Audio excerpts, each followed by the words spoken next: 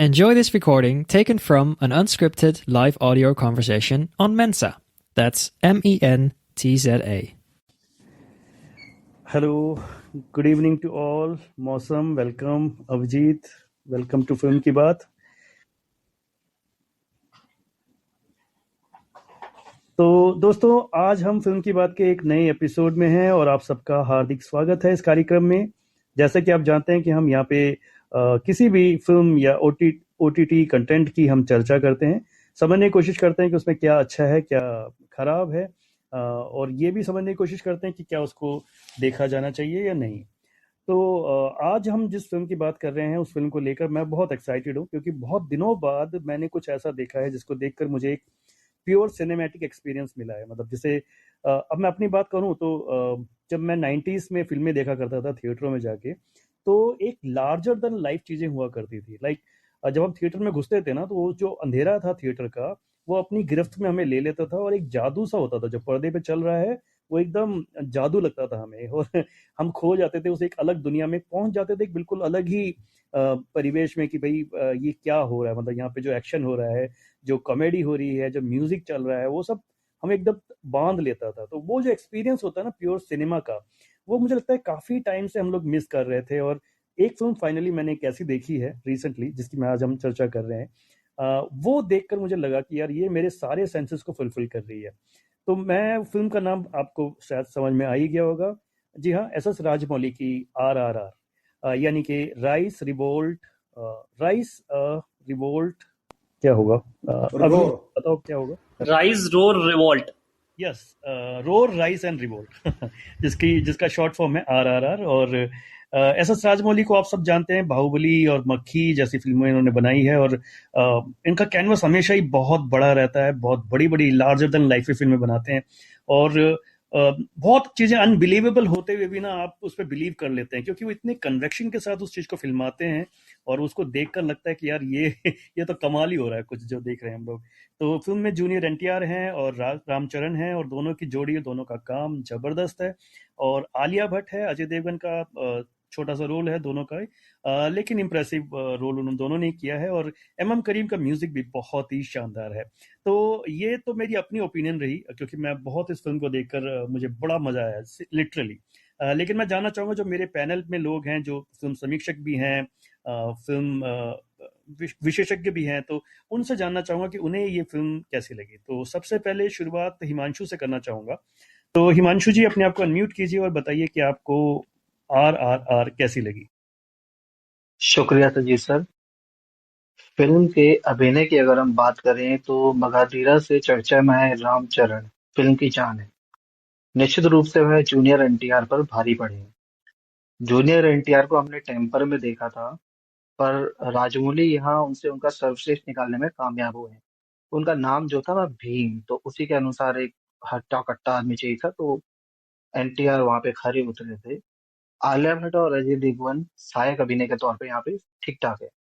कहानी है जो इसकी, वो अंग्रेजी शासन से मुक्ति पाने की कहानी है। अधर्म पर धर्म की जीत दिखाने का फॉर्मूला है तो पुराना, पर राजमौली का प्रस्तुतिकरण इसे शानदार बना देता है। मेरे हिसाब से ये पूरी तरह निर्देशक की फिल्म है।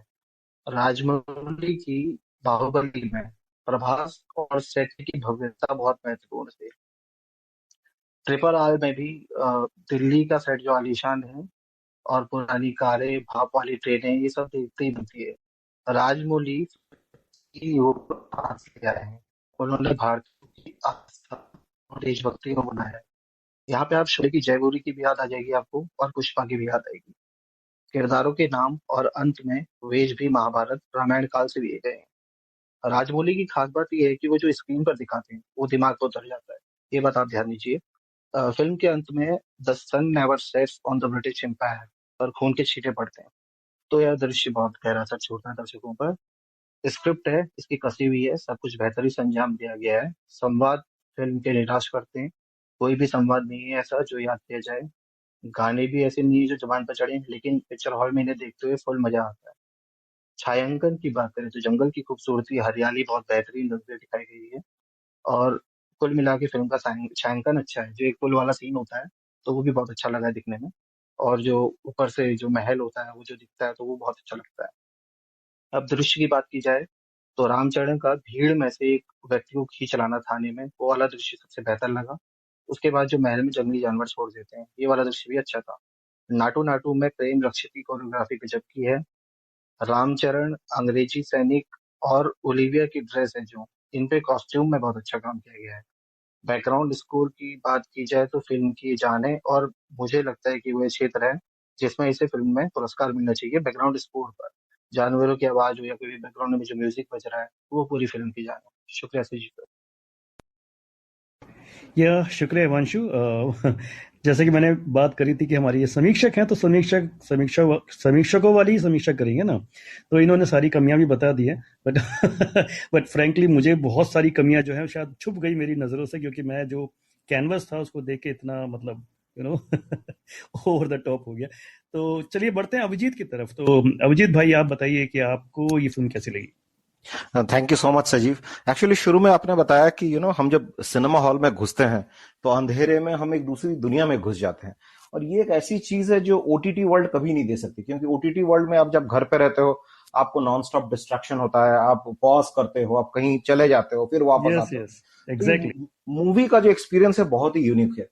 एंड आरआरआर की रिलीज की अहमियत यह है कि आज दुनिया भर में लगभग 8,000 स्क्रीन पे आरआरआर चल रही है, और 4,000 स्क्रीन पे द कश्मीर फाइल्स अभी भी चल रही है। तो मतलब इंडियन सिनेमा आज दुनिया के लगभग 16% लोगों को मनोरंजन करा रहा है विथ पैक्ड हाउसेस। और आप सोचोगे, इससे जस्ट पहले पुष्पा भी रिलीज हुई थी। तो कोविड के बाद मतलब हॉलीवुड भी आई है, सब इंडस्ट्रीज वापस आए, लेकिन इंडियन मूवी इंडस्ट्री का रिटर्न बहुत जबरदस्त रहा है कोविड के बाद, with packed houses and blockbuster movies. तो आरआरआर के मुझे कुछ पार्ट्स तो बहुत ही बेहतरीन लगे, और कुछ पार्ट्स एक्चुअली बहुत बोरिंग लगे। इनफैक्ट मेरा रेटिंग ओरिजिनली था 3 out of 5, पर सिनेमा हॉल में लोग ताली बजा रहे थे, सीटी मार रहे थे, वो चिल्ला रहे थे, और वो जैसी मूवी खत्म हुई आपस में बातें कर रहे थे कि मूवी बहुत बढ़िया थी। तो मैंने अपनी रेटिंग खुद अपग्रेड किया, फिर बाद में 3.5 किया, क्योंकि अल्टीमेटली दर्शक ही भगवान है। उनको अगर खुशी मिल रही है, वो अगर 3 घंटे अपने सारे दुख दर्द भूल के मनोरंजित हो रहे हैं, तो पिक्चर की ऑब्जेक्टिव पूरी हो जाती है। आरआरआर के प्लस पॉइंट्स तो हिमांशु ने ऑलरेडी बोली थी, मैं जस्ट रिपीट कर रहा हूँ। आरआरआर के प्लस पॉइंट्स है आखिरी के 30 मिनट का जो क्लाइमैक्स था, इंटरवल के जस्ट पहले वाली जो फाइट है जिसमें एनटीआर जूनियर कुछ जानवर लेके आते हैं, 2 गाने, एक्चुअली गाने उतने इंप्रेसिव नहीं, जिनकी उनकी कोरियोग्राफी जो है जबरदस्त है। ऐसे शायद आपने कभी देखा नहीं होगा वर्ल्ड सिनेमा में, चाहे वो फाइट सीन्स जो जिनका मैंने जिक्र किया अभी, और या चाहे कोरियोग्राफी की बात हो। एनटीआर जूनियर और रामचरण जितने रिदम और सिंक में नाच रहे थे, आप दंग रह जाओगे। दोनों ने परफॉर्मेंस अच्छी की है ओवरऑल। रामचरण की एंट्री वाली फाइट सीन जो हिमांशु ने भी जिक्र किया था कि भीड़ में से वो एक आदमी को पकड़ के निकालता है, it's also very well shot. Sets जबरदस्त है, movie is a pure visual delight. And अभिनेत्री एक है ओलिविया मॉरिस, जिन्होंने जेनिफर का रोल निभाया है, वो भी एक अच्छी फ्रेश फेस है। तो ये हुए उसके पॉजिटिव्स। नाउ अभी मैं आता हूं नेगेटिव्स पे। आरआरआर में कि नेगेटिव्स है कि स्टोरी जो है ना, सिर्फ एक लाइन है और कहानी में कोई जान नहीं है।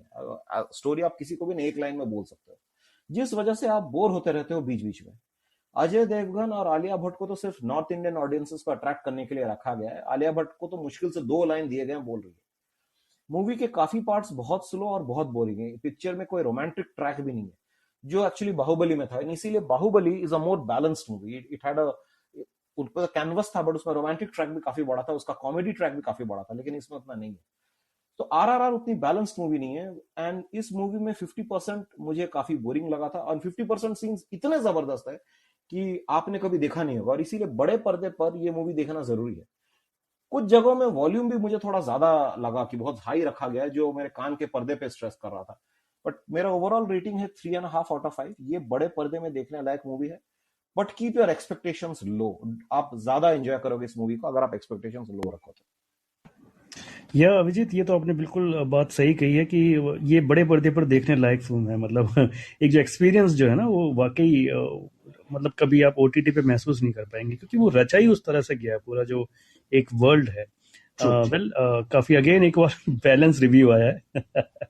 तो खैर, वो नाचो जो गाना है, उसकी कोरियोग्राफी, वाह क्या कोरियोग्राफी है यार। ऐसा डांस, इतना सिंक है वो दोनों के डांस में, गजब गजब। तो मैं जल्दी से बढ़ता हूँ मौसम की तरफ, क्योंकि आज हमारे साथ आनंद जी भी जुड़े हैं जो जिन्होंने अभी रिसेंटली फिल्म देखी है, तो वो भी अपने व्यूज रखेंगे। तो मौसम, आप अपने आप को अनम्यूट कीजिए और आप बताइए कि कैसी लगी आपको RRR। धन्यवाद सर। एस एस राजमौली और के विजयन प्रसाद की सुपरहिट जोड़ी की फिल्म आरआरआर एक ब्लॉकबस्टर फिल्म है। जैसे कि सुपरहिट जोड़ी से उम्मीद थी, फिल्म उसी के मुताबिक अपने कंटेंट और प्रेजेंटेशन और विजुअल इफेक्ट से टाइटल को ग्लोरीफाई और जस्टिफाई करती है। फिल्म की कहानी की बात करें तो फिल्म में दो मुख्य किरदार हैं जिन्हें जल, जंगल और जमीन की थीम पर कहानी के साथ बहुत अच्छे से पिरोया गया है, जिनके किरदारों को इतनी बारीकी से लिखा गया है कि दर्शक को उनसे प्यार हो जाए। फिल्म में दोनों मुख्य किरदार अंग्रेजी हुकूमत की जुल्मों से बदला लेने और आज़ादी के लिए संघर्ष करते हैं अपने अपने तरीके से। रामायण और महाभारत के पात्र राम और भीम के रूप में इन्हें पेश किया गया है, जो फिल्म में बेहद सच्चे और खूबसूरत लगते हैं।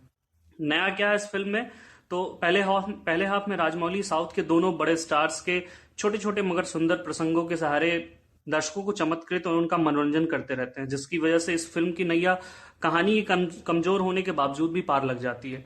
लेकिन दूसरे हाफ में कहानी ठहर सी जाती है, जिसे देर से मगर फिल्म का शानदार क्लाइमेक्स संभाल लेता है। रामचरण भगवान श्री राम के अवतार में अंग्रेजों पर बाणों की वर्षा करते बेहद स्वाभाविक लगते हैं। फिल्म का क्लाइमेक्स दर्शकों के उत्साह और रोमांच को एक नई ऊंचाई देता है। एक्टिंग की बात करें तो जूनियर एनटीआर और रामचरण ने भीमा और राम राजू के किरदार में अपने करियर की बेस्ट परफॉर्मेंस दी है। शायद अजय देवगन को फिल्म में हिंदी पट्टी के दर्शकों को साधने के उद्देश्य से रखा गया था, जिनकी दमदार अदायगी फ्लैशबैक में काफी देर से देखने को मिलती है। डायरेक्शन और विजुअल इफेक्ट्स की बात करें तो कहानी औसत है, पर एस राजमौली के शानदार स्क्रीन प्ले लेखन कहानी की कमजोर पक्ष को छुपा लेती है। छोटे छोटे इंसिडेंट को जादुई कैमरा वर्क और सम्मोहित करने वाले विजुअल इफेक्ट्स ने फिल्म में जान डाल दी है।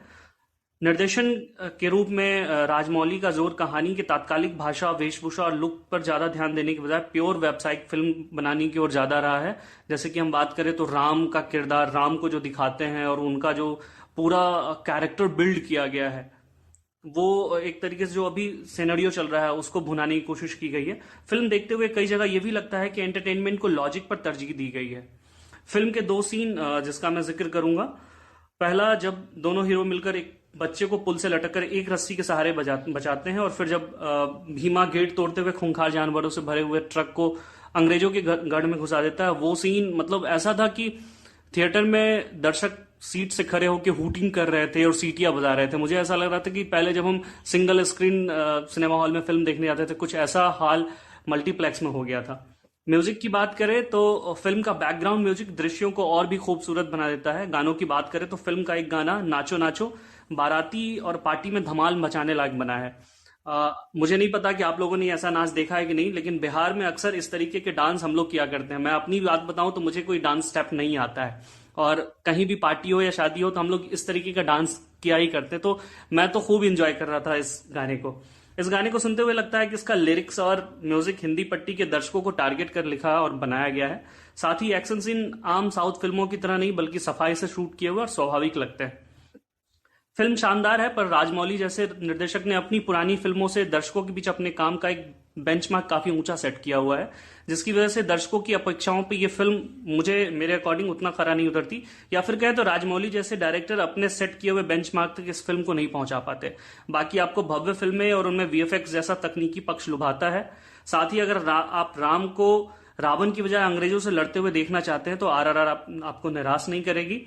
साथ ही एक बात मैं इसमें और जोड़ूंगा कि इस तरीके की जो फिल्में आ रही है, साउथ की फिल्में, और बातें होती हैं कि बड़े बजट की फिल्म है, वीएफएक्स बहुत यूज किया गया है, तो एक नए तरीके का मार्केट कहे या एक नए तरीके का दर्शक क्रिएट किया जा रहा है। ओटीटी, एक तरफ ओटीटी बहुत तेजी से ग्रो कर रहा है, और दूसरी तरफ सिनेमा में भी आप देख रहे होंगे कि पुष्पा जैसी फिल्म हो गई, या फिर आरआरआर जैसी फिल्म देखने के लिए लोग स्पेशली थिएटर में जाते हैं। तो अब जो समय बदल रहा है उसमें यही होगा कि ऐसी जो फिल्में आएंगी, जो बड़ी फिल्में होंगी, जिनको आप ओटीटी पे देख के आपको वो मजा नहीं मिलेगा, उसके लिए आपको थिएटर ही जाना पड़ेगा। तो ऐसी ही फिल्म है आरआरआर। मेरे तरफ से सर इतना ही। अगर रेटिंग की बात करें तो मैं इसको 3.5 दूंगा।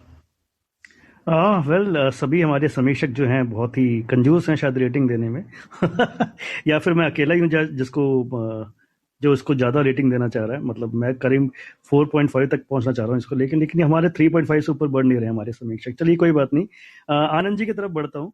तो एक इन्फॉर्मेशन उससे पहले दे दूं कि इसमें जो गाने की लिरिक्स की बात करी थी मौसम ने, तो लिरिक्स लिखे हैं रिया मुखर्जी ने, जो गाना.com पे एक आरजे हुआ करती थी, बहुत फेमस उनका एक शो चलता था। और ये इस फिल्म, इतनी बड़ी फिल्म में उनको लिरिक्स लिखने का मौका मिला और उन्होंने बहुत अपनी काबिलियत साबित करी है। इस गाने के अलावा उन्होंने एक गाना शायद और भी लिखा है, तो वो भी काफी अच्छा लिखा है और बहुत बढ़िया लिखा है। और म्यूजिक तो खैर है ही अच्छा। तो आनंद जी, आप कुछ कहना चाहते हैं इस फिल्म के बारे में?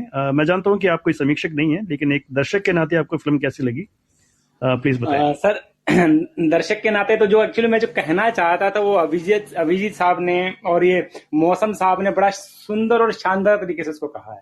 और जो जो इन्होंने बोला मैं उससे कंप्लीटली एग्री करता हूँ। मुझे लग रहा है कि इन्होंने ना जो जो रेटिंग दी है वो बेस्ट रेटिंग दी है और बड़ी शानदार रेटिंग दी है।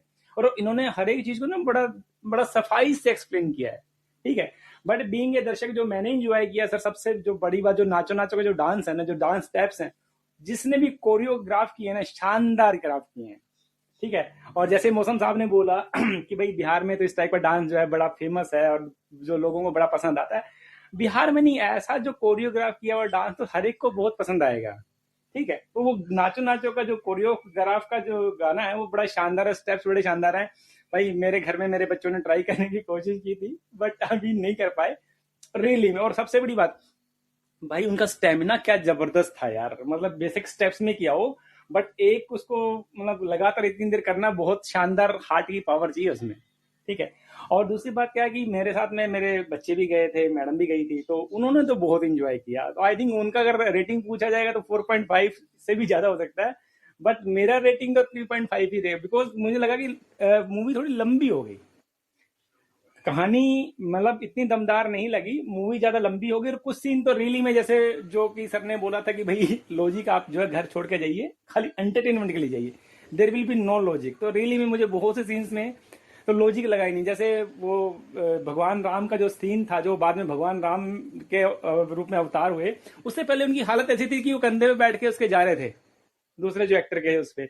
अचानक ही क्या हुआ कि वो बिल्कुल ही फिट एंड सुपर हिट हो गए। मतलब पता नहीं कौन सी जड़ी बूटी उनको लगा दी, खा गए। मतलब ये कुछ ज्यादा हो गया।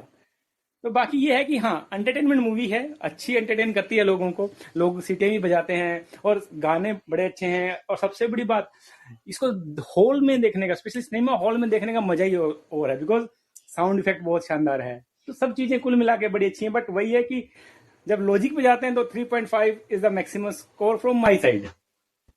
अरे आनंद जी, मुझे ये बताओ, फिल्म देखने आप जाते हो तो लॉजिक क्यों ढूंढते हो? अरे देखिए, फिल्म क्या होती है, जाओ अपना एंजॉय करो पूरा, मतलब 3 घंटे जो है वसूल हो जाएं आपके, जो पैसे आपने लगाए हैं। तो मुझे तो ये लगा कि 3 घंटा 20 मिनट की लगी, हमें तो ऐसा लग रहा है कि पैसा 3 वसूल घंटे हो 20 गया। मिनट की मूवी थी। अच्छा, एक्चुअली एक ये मैंने नोटिस किया अबाउट इंडियन व्यूअर्स लॉजिक ढूंढते हैं इंडियन मूवीज में वो, लेकिन जब बैटमैन, सुपरमैन, फ्रोजन देखते हैं उस वक्त वो लॉजिक नहीं ढूंढते हैं। ये एग्जैक्टली, मैं वही बात कह रहा हूँ, पता नहीं क्यों जब हाँ, कोई इस मुझे तरह मैं भी यही बात सोच रहा था। मैं भी यही बात सोच रहा था जो अभी साहब कह रहे हैं ना, कि जब हम बैटमैन सुपरमैन जब देखते हैं, तो मैं ये बात उसी टाइम सोच रहा था जब मैं हॉल से बाहर निकला था।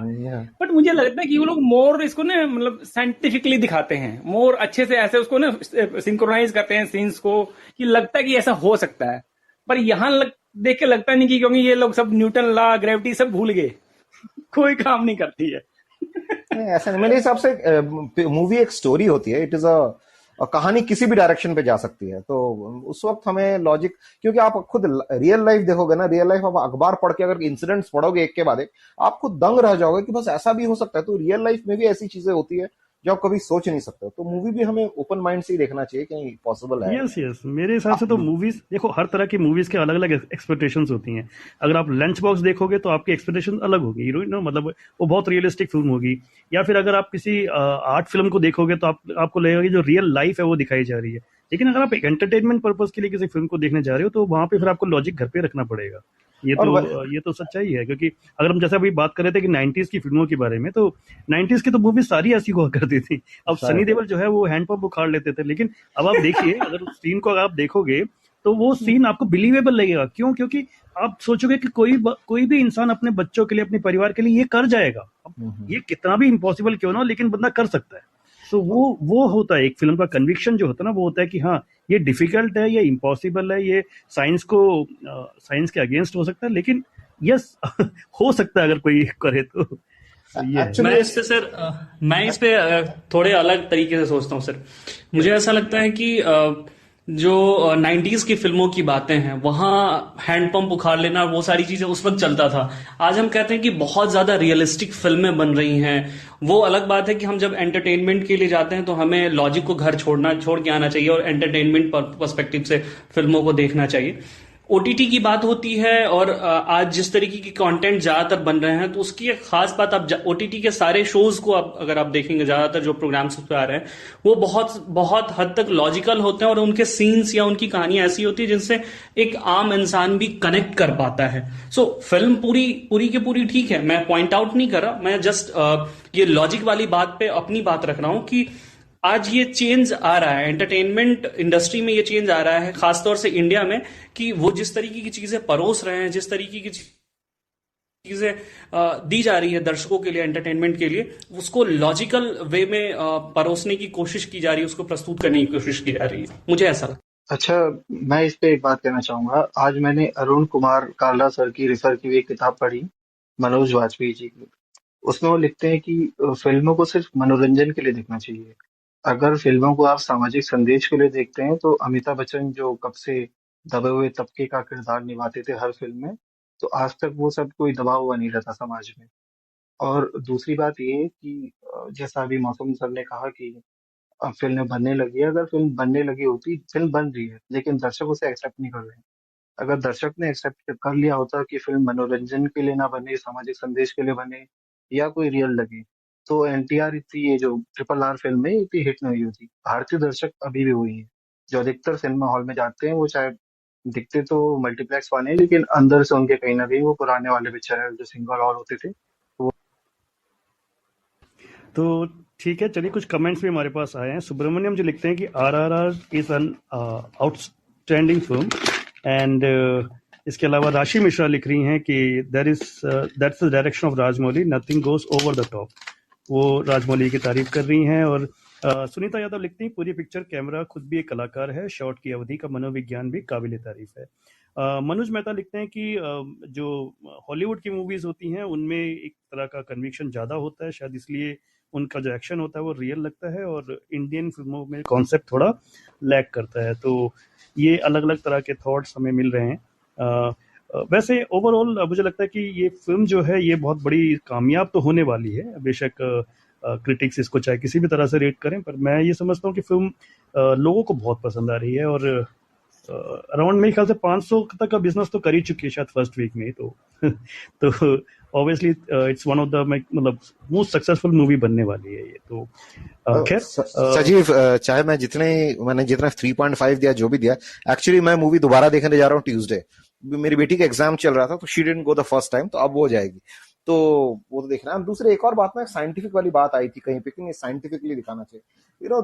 ये सब चीज आपको दिमाग खुला रखना पड़ेगा। एक एग्जाम्पल मैं दे रहा हूँ, 30 साल पहले या 20 साल पहले स्टार ट्रेक दिखाया जाता था, वो पूरी गोली लगती थी उस वक्त।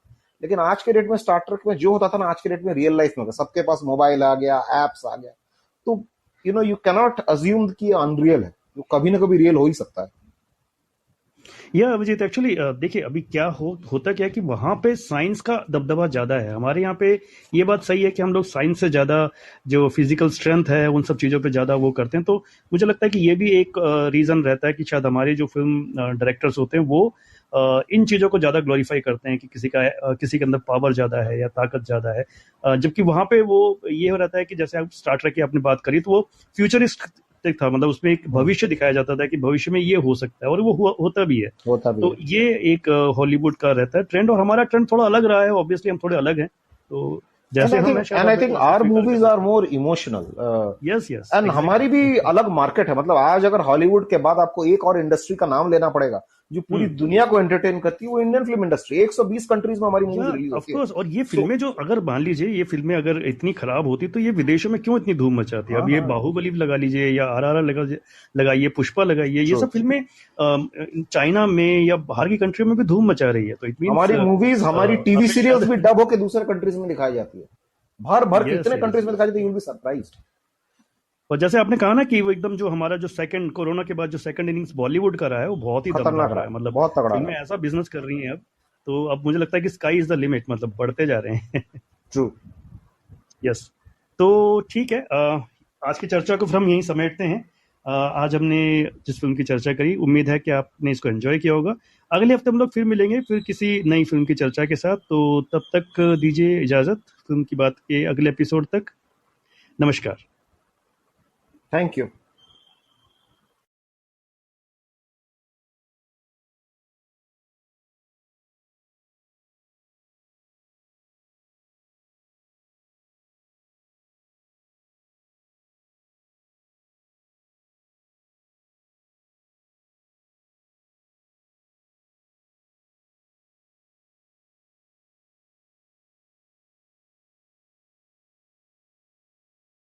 If you enjoyed this, download the Mensa app and start your own live audio conversation.